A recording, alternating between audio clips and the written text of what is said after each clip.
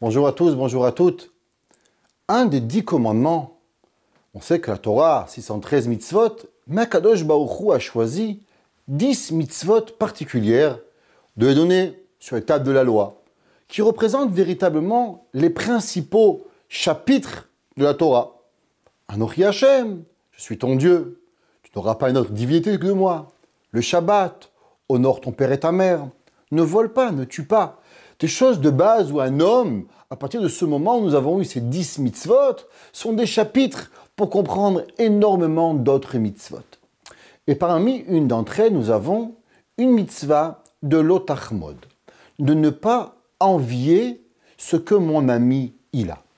Et la Torah se pose la question, que veut-il, comment on ne peut ne pas envier certaines choses? Exemple, vous passez dans la rue et vous voyez une magnifique voiture. Vous allez à un mariage, vous voyez une madame avec un super collier. Vous voyez votre ami qui arrive avec une super Rolex qui coûte 50 000 euros. Comment ne pas la regarder et dire « Waouh, elle est belle ta Rolex, elle est belle ta voiture, il est beau ton bijou ». Il serait pratiquement inhumain de dire à une personne de ne pas regarder. Nous ne sommes pas des anges.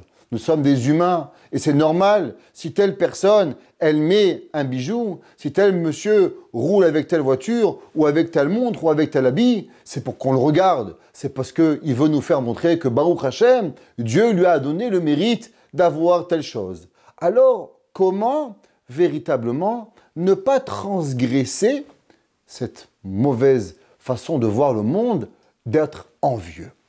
Le Ramban, Nachmani, et aussi beaucoup d'autres commentaires, disent que véritablement, juste de regarder et dire « Waouh, c'est beau », on ne transgresse pas l'interdiction de ne pas être envieux. La véritable façon de transgresser à être envieux, c'est si je vais commencer à aller chercher, à acquérir la même chose que toi. J'aime tellement ta montre que le soir sur Internet, je vais commencer à pitonner. La montre Rolex, la montre Cartier, la montre Gucci, la ceinture X, Y, Z, comment aller, comment l'avoir, comment me la procurer, parce que j'en veux tellement que j'ai l'impression et que je ne peux plus vivre sans cette action-là, sans cet objet-là. Là, nous commençons à transgresser l'interdiction de l'otachmod. Mais il y a aussi derrière l'interdiction de la Torah, l'otachmod, quelque chose peut-être d'un peu plus profond. Souvent, quand on va et on regarde chez quelqu'un qu'il a un objet X, Y, Z, ma première réaction que j'ai, pourquoi lui? Pourquoi un tel? Pourquoi madame? Pourquoi monsieur? Pourquoi telle personne a eu cet objet? Que moi je rêvais depuis des années. Je rêvais d'avoir une montre X. Comment ça se fait que monsieur l'a-t-il cette montre? Est-ce que je n'ai pas un peu l'impression que la montre que je rêvais, elle est arrivée chez lui. Et que si lui il a, c'est comme peut-être dire, c'est pas juste. Peut-être que ça devrait me revenir à moi. Et que si lui ne l'avait pas eu, alors moi je l'aurais eu. Et quand il va prendre cette montre, quand il a eu ce bijou, quand il a eu cette robe ou cette chaussure, alors je sens comme si que moi, on m'a pris quelque chose qui m'était dû à moi, parce que c'était mon rêve d'avoir cet objet. Ça, la Torah te dit l'otachmod. Pourquoi l'otachmod? Il faut savoir que le principal des 10 commandements que Akadosh Baruch Hu nous a donné, non à travers Moshe Rabbeinu, non à travers aucun prophète, mais de la bouche de Dieu lui-même, c'est Anochi Hashem Elokecha. Je suis ton Dieu. Que veut dire je suis ton Dieu? Ça veut dire que Akadosh Baruch Hu va diriger le monde d'une certaine façon, que tu veux ou que tu veux pas, que tu veux voir ou que tu veux pas voir, avec certains profils, avec certaines facettes du monde qui ne nous est pas toujours expliqué et compris à l'homme. Très souvent, Akadosh Baruch Hu a décidé pour moi que je ne vais pas recevoir cet objet et que moi, j'ai de la difficulté à accepter que je ne pourrai pas avoir tel objet.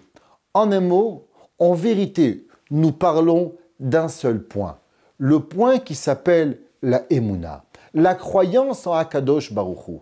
Si véritablement j'avais la croyance en Dieu et que je pense que Akadosh Baruch Hu est tout capable, alors je pourrais juste croire en Dieu et l'objet que je veux, même qui peut-être est impensable à un humain de l'avoir, Akadosh Baruch Hu peut lui donner. Rav Simcha Zissel, un jour a prouvé à un élève en lui disant, tu sais, si on pouvait croire qu'une montre en or nous vient à la maison, alors véritablement, Akadosh Baruch Hu peut nous apporter une montre en or à la maison.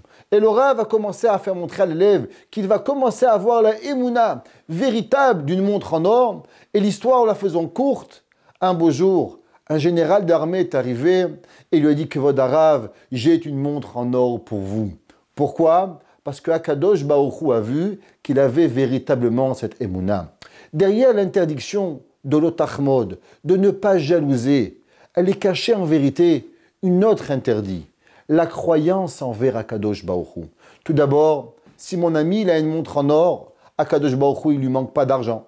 Donner 10 montres en or, ou 1000 montres en or, ou bien 100 000 montres en or à chacun de nous. Akadosh Baruch Hu, liya kesev liya zav amar Hashem. Akadosh Baruch Hu, l'or et l'argent pour lui ne veulent rien dire. Si Akadosh Baruch Hu a décidé de donner à A et pas à B, c'est qu'il y a véritablement une raison pourquoi A doit l'avoir et pourquoi B ne doit pas l'avoir. Et si A l'a, ça n'empêche en rien B aussi de recevoir la montre ou l'objet que nous avons désiré. Et pourquoi la Torah a mis dans les 10 commandements cet interdit de l'otachmod de ne pas jalouser?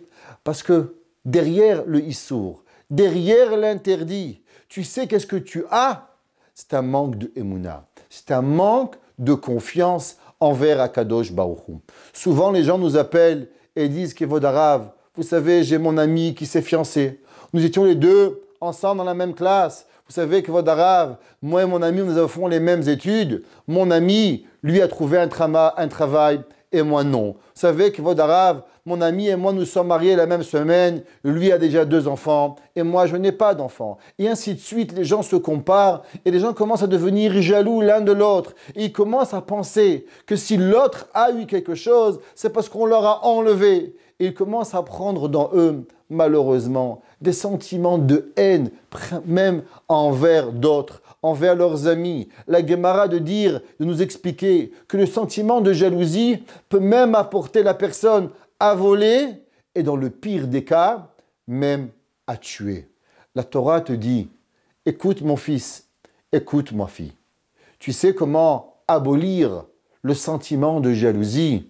Il n'y a seulement un seul moyen, le moyen de se tourner vers le Créateur du ciel. Anochi Hashem Elokecha, je suis ton Dieu. Travaillons notre émouna en pensant que Akadosh Baruch Hu, Hakol Yachol, il est capable de tout, de me donner tout, d'avoir tout.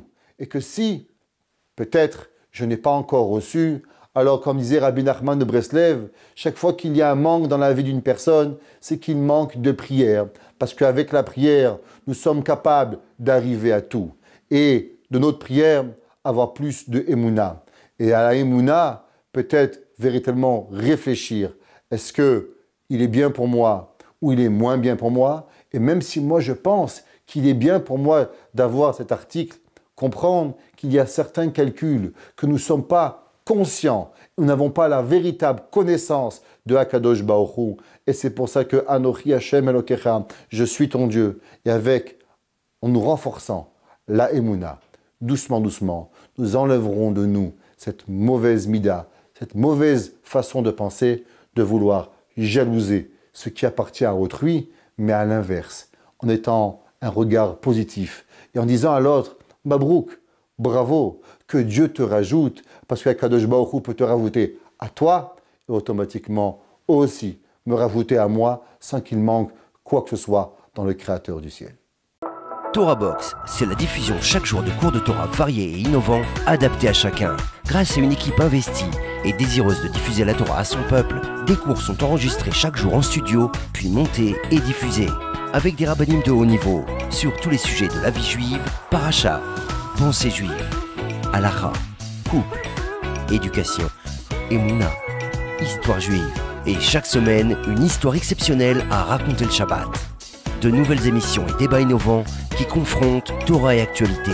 Des concepts de vidéos qui expliquent la halakha de manière ludique, divertissante et accessible. Et des programmes de Torah pour nos enfants. Torah Box, c'est du judaïsme sur mesure pour vous.